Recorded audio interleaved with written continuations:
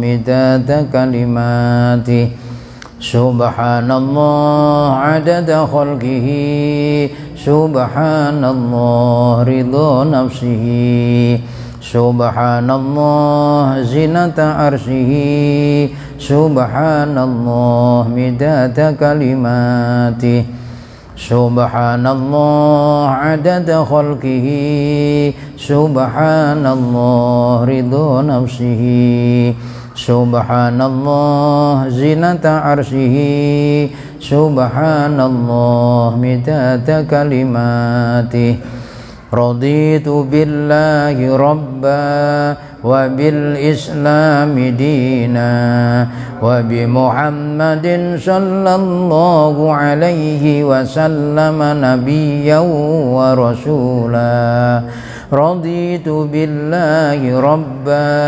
وبالإسلام دينا وبمحمد صلى الله عليه وسلم نبيا ورسولا رضيت بالله ربا وبالإسلام دينا وبمحمد صلى الله عليه وسلم نبيا ورسولا سبحان الله والحمد لله ولا إله إلا الله والله أكبر أستغفر الله سبحان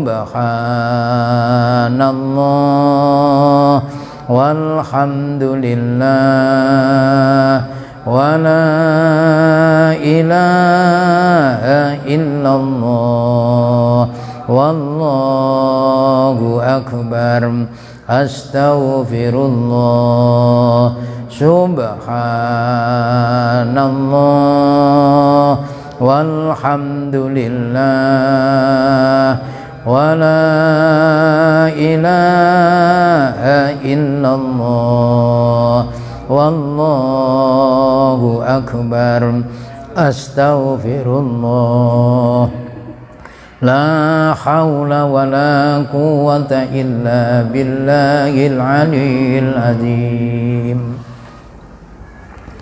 Sebelum kita memasuki taklim, atas nama pribadi meminta bantuan kepada seluruh jamaah untuk bersama-sama kita membaca suratul Fatihah sekali kita hadiahkan untuk almarhum Guru UT, Guru Abdurrahman yang dijuluki dengan Guru UT, yang kemarin beliau intaqala ila rafiqil a'la, beliau wafat dimakamkan di kuburan muslimin Gunung Lingai. Ala hadhin niyah al-Fatihah. A'udzu billahi minasyaitonir rajim. Bismillahirrahmanirrahim. Alhamdulillahirabbil alamin arrahmanir rahim maliki yaumiddin. Iyyaka na'budu wa iyyaka nasta'in. Ihdinas siratal mustaqim. Shiratal ladzina an'amta 'alaihim ghairil maghdubi 'alaihim waladdallin. Amin. Bismillahirrahmanirrahim. Assalamualaikum warahmatullahi wabarakatuh. Alhamdulillah.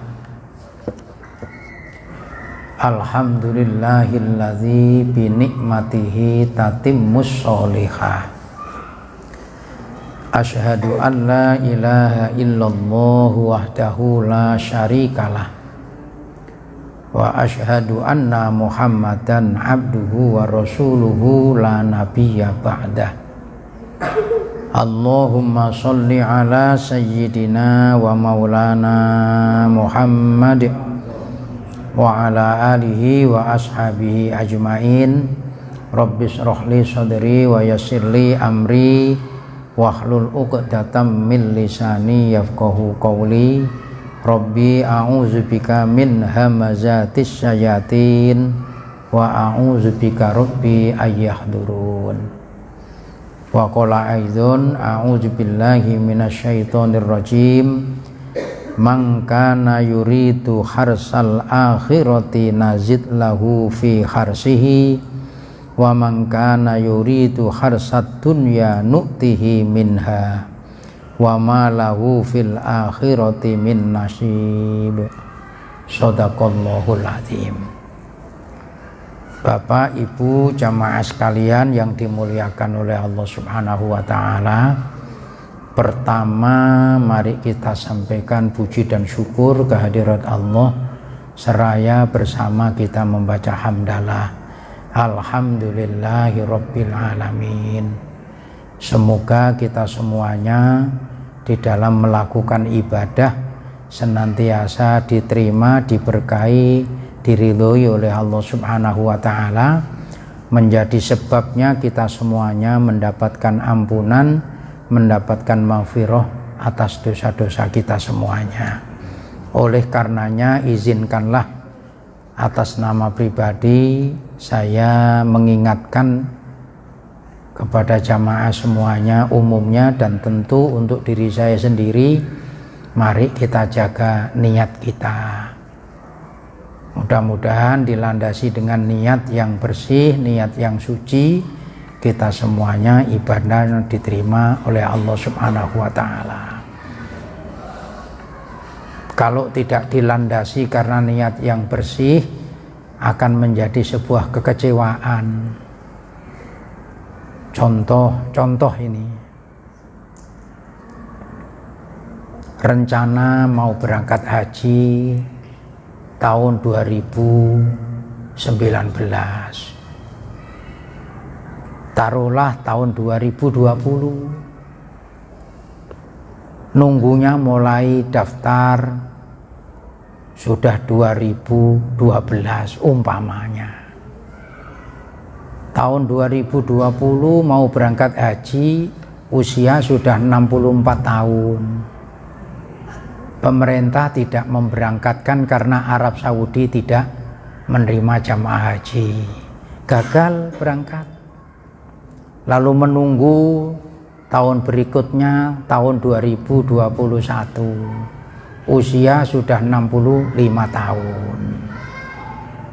Pemerintah nggak jadi berangkatkan karena memang Arab Saudi belum membuka. Tahun 2022 pemerintah Arab Saudi menerima 50% dari kuota yang ada. Lalu pemerintah mempersiapkan untuk jamaah diberangkatkan ke Arab Saudi dalam rangka menunaikan ibadah haji. Terbit aturan baru, usia 65 lebih 1 hari tidak bisa berangkat.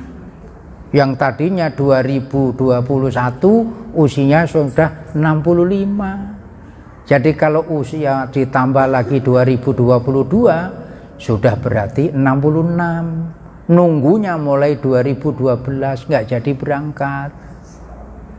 Kalau tidak dikuati imannya dengan qadha dan qadar, bisa stres.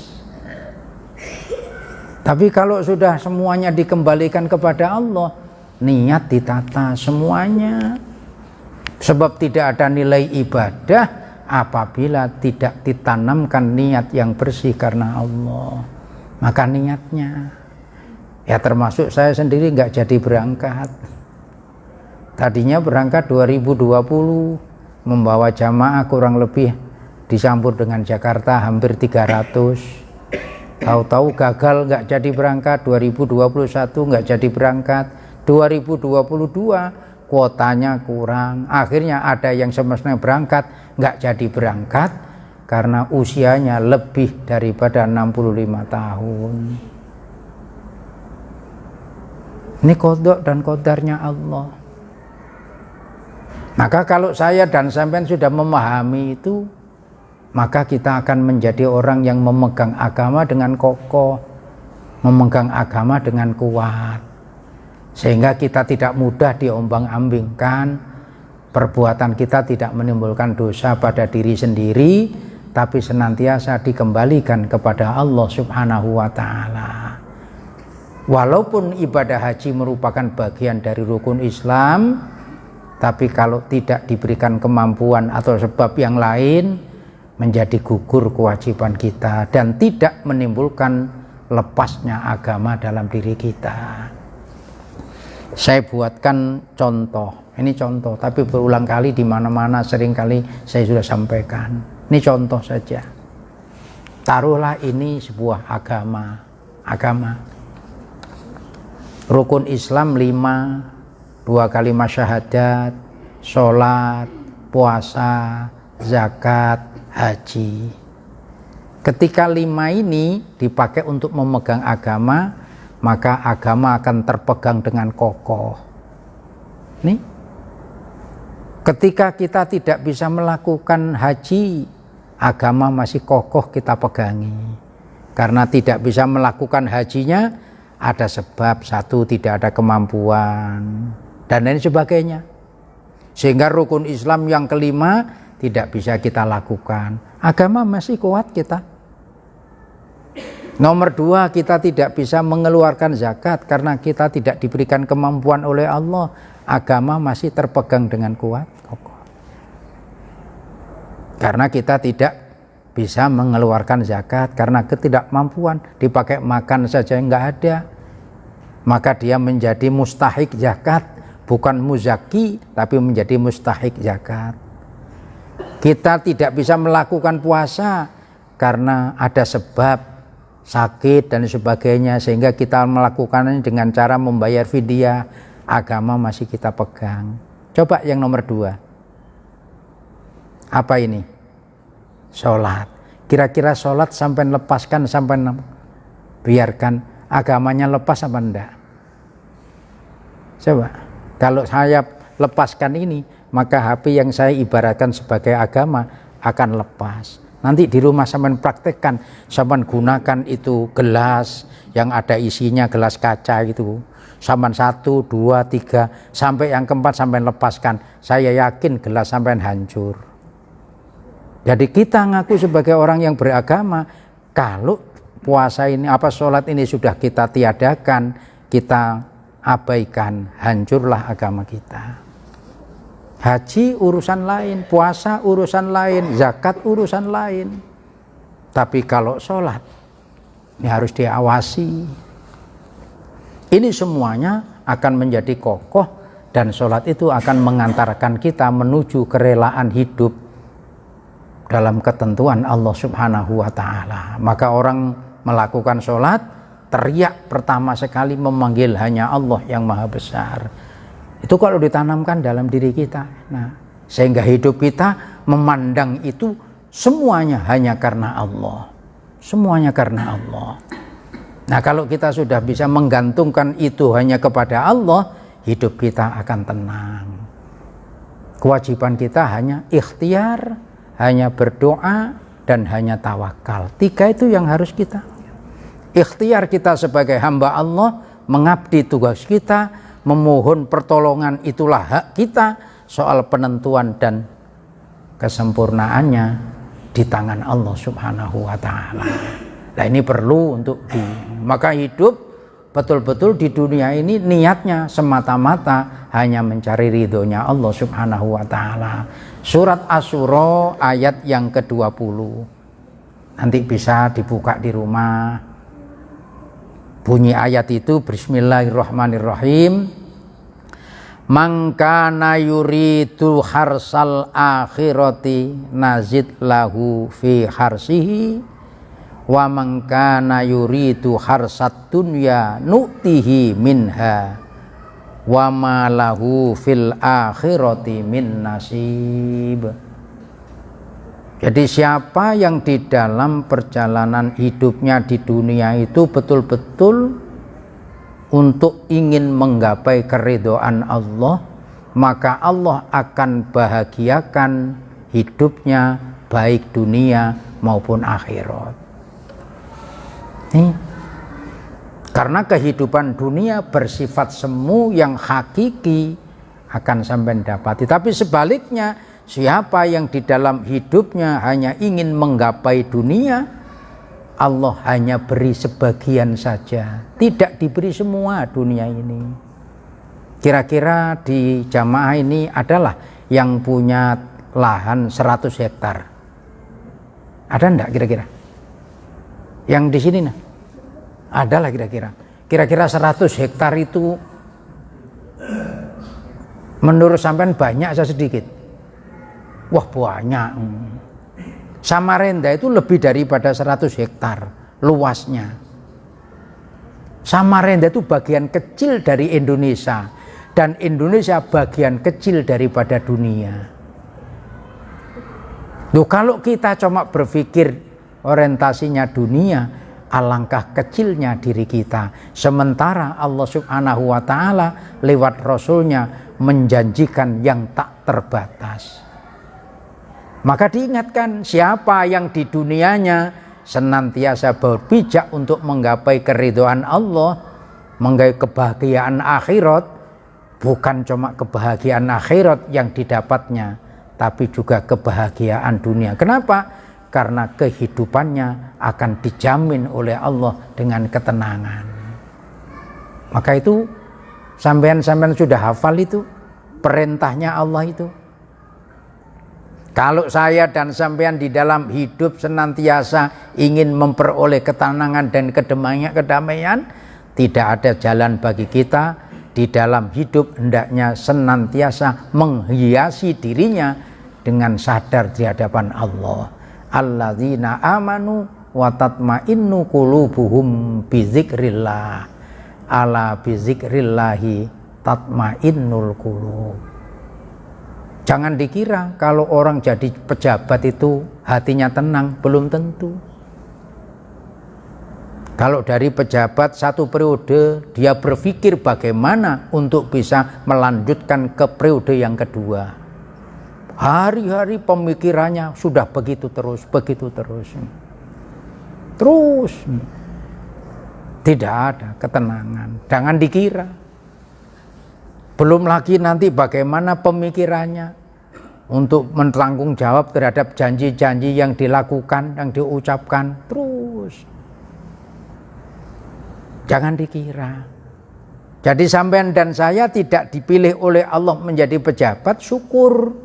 Karena kita tidak terbebani pemikiran. Maka oleh karenanya kita tidak boleh suudzon terhadap para pejabat.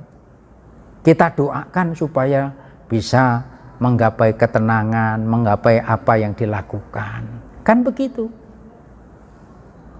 Nah, ini terus dijaga. Sehingga kita sebagai warga negara itu mampu membuktikan bahwa kita adalah bagian warga yang mencintai negaranya. Walaupun ada kalimat yang bukan itu hadis, tapi bagian dari penguatan kita. Ada istilah hubbul waton minal iman. Cinta kepada tanah air bagian daripada iman. Itu bukan hadis. Kita sebagai warga negara, lalu ada suara nyanyian yang disebutkan seringkali, satu nusa, satu bangsa. Lalu bagaimana kita untuk memperjuangkan dan membuktikan kecintaan kita kepada bangsa dan negara kita? Kan begitu. Kita hidup di negara yang merdeka dan kita tidak pernah berjuang di dalam merebut kemerdekaan. Saya usia 64 tahun.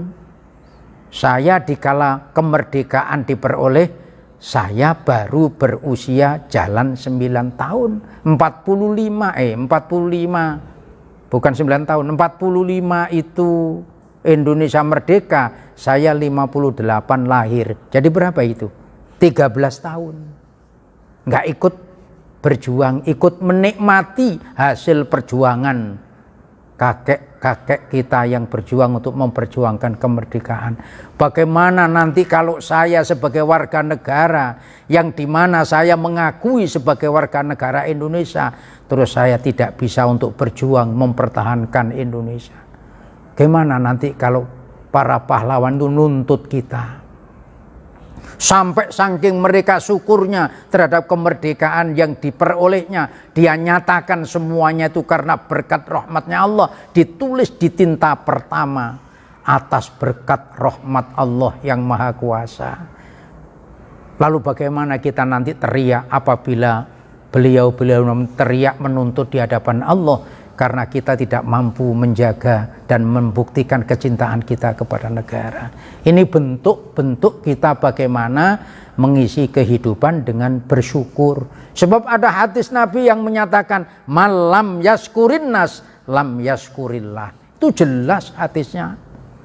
Barang siapa yang tidak bisa bersyukur, berterima kasih terhadap sesama manusia, jangan harap bisa bersyukur kepada Allah Subhanahu wa Ta'ala.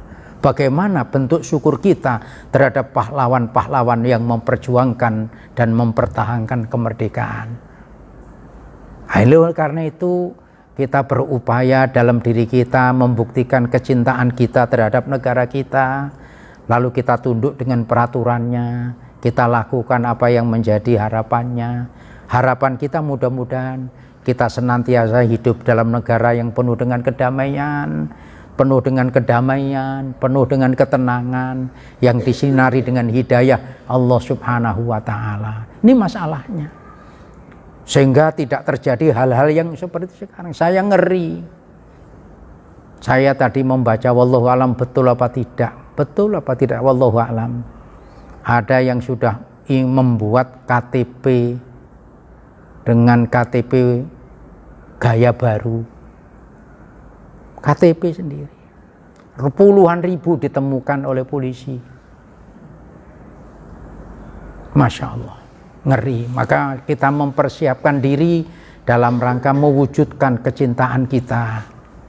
Kebetulan saya bicara begini ini karena saya berada di Majelis Ulama itu selaku ketua bidang HAUB, hubungan antar umat beragama. Bagaimana kita bersikap, bagaimana kita berlaku untuk mempertahankan diri dalam keimanan kita, dan pada akhirnya bagaimana menunjukkan sikap cinta kita kepada negara kita, yang berarti kita berterima kasih terhadap pahlawan kita yang menunjukkan bahwa diri kita bersyukur kepada Allah Subhanahu wa Ta'ala. Maka sila yang pertama kita nyatakan dalam kehidupan kita, sila ketuhanan yang Maha Esa yang mewarnai dari 4 sila sesudahnya itu diwujudkan dalam kehidupan kita, bahwa kita adalah bangsa yang berketuhanan.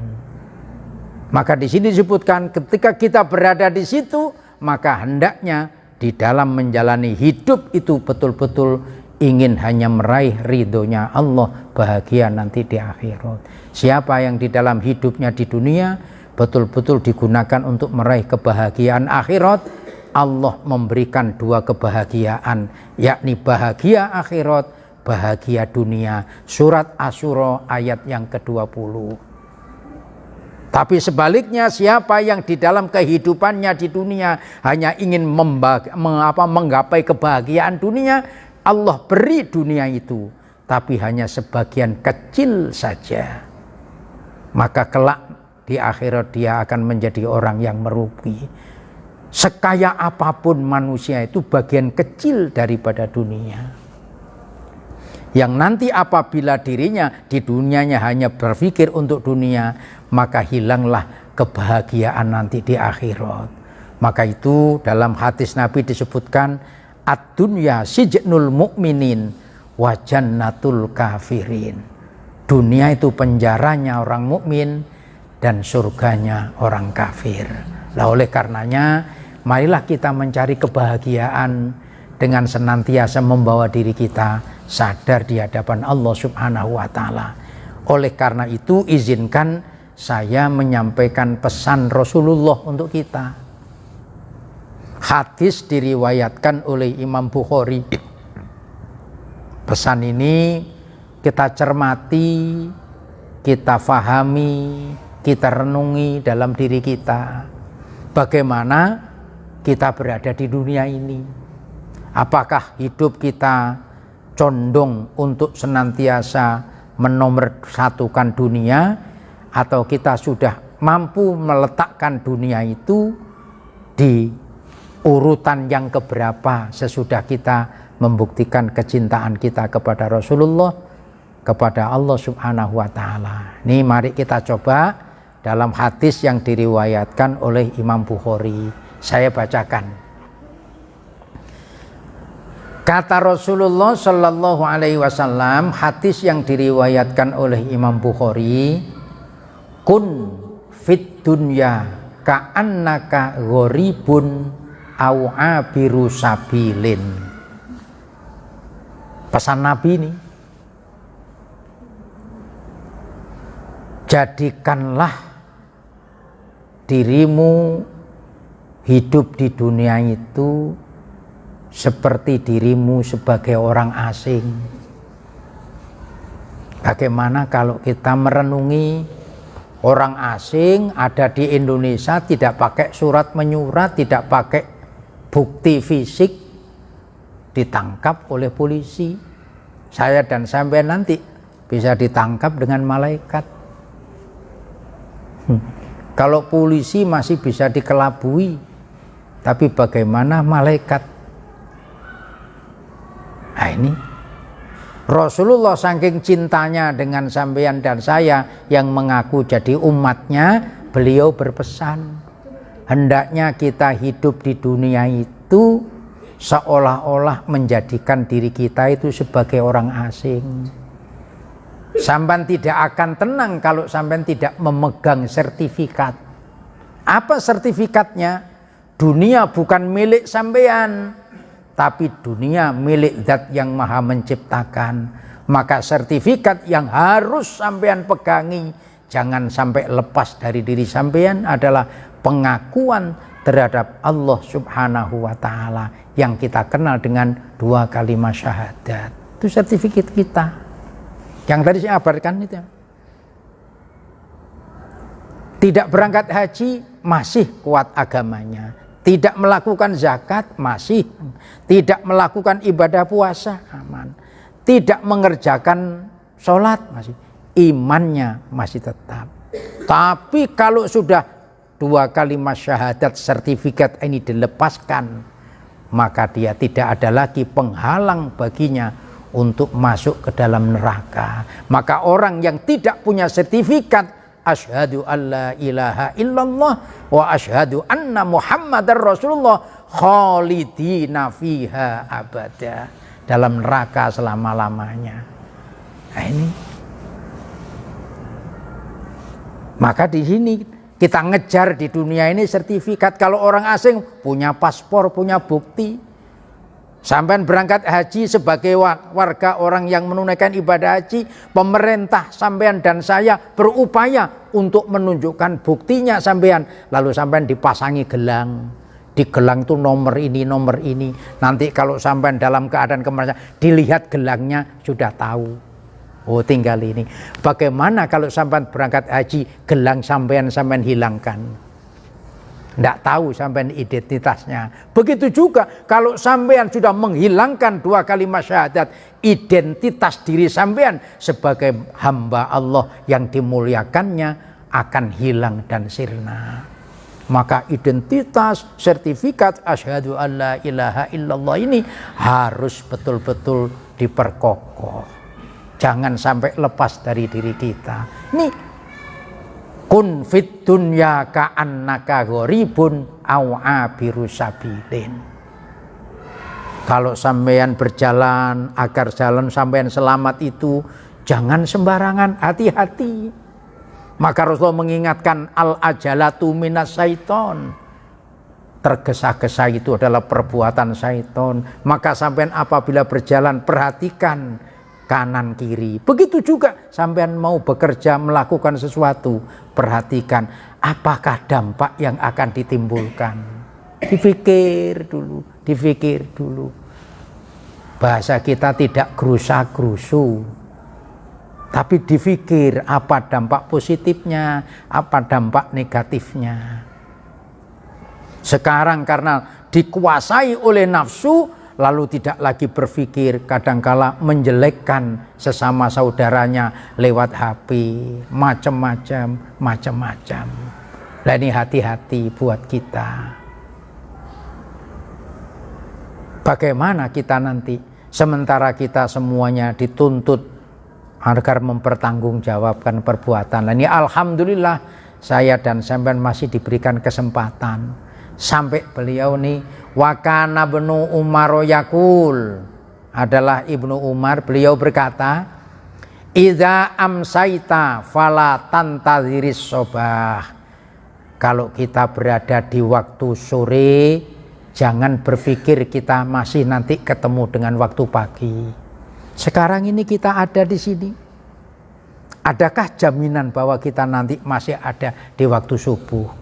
Maka ahli-ahli fikih mengajarkan kita agar waktu itu senantiasa bernilai, bermanfaat, berarti selesai sampean sholat maghrib, hati sampean sudah berniat memohon kepada Allah, ya Allah, berikanlah kesempatan hambamu untuk bisa melakukan sholat isya. Nanti selesai sholat isya dilakukan selesai, kita berdoa mohon, ya Allah, berikanlah kesempatan hambamu untuk bisa mengerjakan, melakukan sholat subuh. Doa. Karena kita tidak tahu ketika antara isya dan subuh sampai dijemput oleh Allah Subhanahu wa ta'ala, niat sampai mengisi hidup dengan ibadah kepada Allah akan tercatat untuk amal kita. Bagaimana kita? Maka ditanya di sini sampai beliau mengatakan itu. Idza amsaita fala tantadziris sobah wa idza asbahta fala tantadziril masa. Kalau kamu ada di waktu pagi, jangan kamu berpikir bisa ketemu waktu sore. Nggak tahu. Banyak orang yang sakit di rumah sakit masih hidup, tapi tahu-tahu justru orang yang menjenguknya malah mati terlebih dahulu. Banyak orang yang kiri kanannya infus dan lain sebagainya nggak mati-mati, yang tidak pakai infus mati. Ada yang di rumah sakit santai begitu seretnya, tapi justru orang yang ingin mencari kegembiraan, katanya refreshing dan lain sebagainya, justru di situ saatnya Allah mengambilnya. Coba bayangkan, berbagai macam. Dan saya kemarin baca di WA, alangkah irinya saya iri ketika seorang itu Ustadz melakukan khotib di atas mimbar. Ketika menjelaskan tentang kematian, perjalanan kematian, saat khutbah dibacakan, dia membacakan khutbah, dia meninggal di atas mimbar. Saat selesai mengucapkan kalimat la ilaha illallah, alangkah mulianya. Kita sudah husnudzon karena Rasulullah sendiri mengatakan man kana akhiru kalamihi la ilaha illallah dakhalal jannah. Siapa yang akhir ayatnya dia tutup dengan kalimat la ilaha illallah, jaminannya surga. Pertanyaannya, saya dan sampean hafal dengan kalimat la ilaha illallah, apakah mungkin kita nanti mampu untuk mengucapkan kalimat la ilaha illallah di akhir hayat kita? Itu sebuah pertanyaan besar bagi kita. Nah, kita mohon kepada Allah Subhanahu wa ta'ala. Maka itu Rasulullah mengajarkan doa, ya muqallibal qulub sabbit qalbi ala dinika wa ala ta'atika wa ala imanik. Wahai engkau zat yang mampu membolak-balikan hati, ya Allah, kokohkan hati hambamu untuk senantiasa berada di dalam agamamu. Kokohkan hambamu untuk senantiasa beribadah kepadamu. Kokohkan hambamu agar senantiasa tetap dalam keadaan iman hanya kepadamu. Kalau sudah gak diombang-ambingkan dengan iman yang kuat ini, Masya Allah. Nah, ini mudah-mudahan kita semuanya nih. Lalu pesan beliau, wa khudz min sihhatika limarodika wa min hayatika limautika, rawahul Bukhari. Jadi kita diingatkan supaya betul-betul mampu memanfaatkan ketika kita mendapatkan kesehatan, diberikan oleh Allah sehat, sebab yang memberi sehat hanya Allah, yang memberi sakit hanya Allah. Bukan dokter yang memberi sehat, bukan obat yang memberi sehat, bukan vaksin yang menimbulkan penyakit, tapi yang memberi sehat hanyalah Allah, yang memberi sakit pun Allah. Beliau mengingatkan kepada kita. Tuntunan kita, Rasulullah Muhammad SAW mengajarkan kepada kita, wa khuz min sihhatika limarodika. Manfaatkan sebaik-baikmu dikala kamu masih dalam keadaan sehat sebelum datangnya sakitmu. Mari, saya sendiri sudah merasakan ketika 15 tahun dulu gigi saya masih nyaman, masih sempurna. Bukan main makan sate kambing 10 cucuk. Wah, nyaman saja gigi ini. Gulenya nyaman. Sekarang makan sate kambing miring-miring, tidak ada nikmatnya. Karena dimakan sebelah kanan sudah ompong, sebelah kiri di tengah nggak ada nikmatnya. Coba rasakan sampean makan daging saman kunyah di tengah-tengah, nggak ada nikmatnya. Baru diambil di sini saja. Belum lagi nanti kalau kita sudah, maka kita bersyukur. Kalau masih kita merasa bahwa kesehatan itu datang dari Allah, kita diberi karunia berupa kesehatan. Kita diberi sakit itu semuanya karunianya Allah. Maka dengan sakit kita berterima kasih, lalu digunakan untuk membawa diri kita dengan Allah Subhanahu wa ta'ala. Alhamdulillah. Maka dalam keadaan sakit pun sholat tidak bisa ditinggal. Kalau tidak bisa berdiri dengan duduk, kalau tidak bisa dengan duduk dengan berbaring, kalau toh tidak bisa akhir-akhirnya dengan isyarat. Kalau sudah tidak bisa berarti sudah lepas nafasnya, sudah tinggal mensolatinya saja. Dalam solati didoakan Allahumma firlahu warhamhu. Kalau mayatnya laki-laki Allahumma firlaha warhamha. Kalau mayatnya perempuan, yang berarti doanya perbuatan baik orang yang masih hidup akan memberi manfaat buat saudaranya yang sudah meninggal. Maka sampean-sampean dan saya jangan lupa kita punya orang tua, kakek, nenek yang sudah meninggalkan kita. Paling tidak mungkin 1 hari mereka dikirimi Fatihah. Kira-kira sampean dan saya sudahlah setiap hari ngirimi Fatihah untuk kakek nenek kita, bapak kita. Kita tanya bagaimana perjuangannya, pengorbanannya orang tua kita dulu, yang akhirnya kita sampai sekarang begini. Maka bentuk syukur kita adalah bagaimana kita berbuat baik untuk beliau-beliau itu. Ini lalu pesan yang terakhir disebutkan wa min hayatika limautika. Manfaatkanlah sebaik-baikmu pada saat kamu masih dihidupkan oleh Allah sebelum ajal menjemputmu. Ibadah bisa dilakukan ketika kita masih diberikan kehidupan. Hidup ini bukan sekedar hidup yang ada nafasnya, tapi hidup jiwanya, hidup akalnya. Mereka berkewajiban melakukan ibadah. Tapi kalau hidup hanya sekedar nafasnya, tapi jiwa dan akalnya tidak hidup, maka dia tidak berkewajiban untuk beribadah. Maka jangan sampai kita mencontoh orang yang hidup hanya hidup nafasnya, sementara jiwanya dan akalnya tidak hidup. Nah, ini mari mudah-mudahan hadis 1 yang saya bacakan ini, yang direwatkan oleh Imam Bukhari, menjadi renungan kita. Sejauh mana kita mampu yang pertama untuk menjadikan kesempatan itu sebagai bentuk syukur kita kepada Allah Subhanahu wa ta'ala. Lalu nomor 2, bagaimana kehidupan yang Allah berikan ini kita mampu menggunakan semata-mata untuk menuju keridhaan Allah Subhanahu wa ta'ala. Lalu yang terakhir, bagaimana kita mempersiapkan diri kita menuju keridhaan Allah Subhanahu wa ta'ala. Akhirnya tidaklah ada kalimat yang pantas untuk kita sampaikan kecuali kita bermohon mudah-mudahan kita semuanya dimatikan oleh Allah dalam keadaan husnul khotimah. Amin ya rabbal alamin. Al-Fatihah. A'udzubillahi minasyaitonir rajim. Bismillahirrahmanirrahim. Alhamdulillahirabbil alamin arrahmanir rahim maliki yaumiddin. Iyyaka na'budu wa iyyaka nasta'in. Ihdinas siratal mustaqim. Shiratal ladzina an'amta 'alaihim ghairil maghdubi 'alaihim waladdallin. Amin. Amin ya mujibas sa'ilin. Bismillahirrahmanirrahim. Allahumma salli ala sayyidina Muhammad wa ala ali sayyidina Muhammad. Alhamdulillahi rabbil alamin. Allahumma inna nas'aluka ilman nafi'a wa amalan mutaqabbala wa yaqinan shadiqa wa rizqan wasi'an halalan tayyiban mubarakan bi rahmatika ya arhamar rahimin.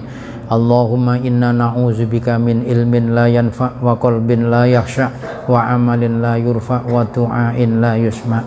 Allahumma ihtim lana bi husnil khotimah wa la tahtim alaina bi su'il khotimah. Rabbana atina fid dunya hasanah wa fil akhirati hasanah wa qina azabannar.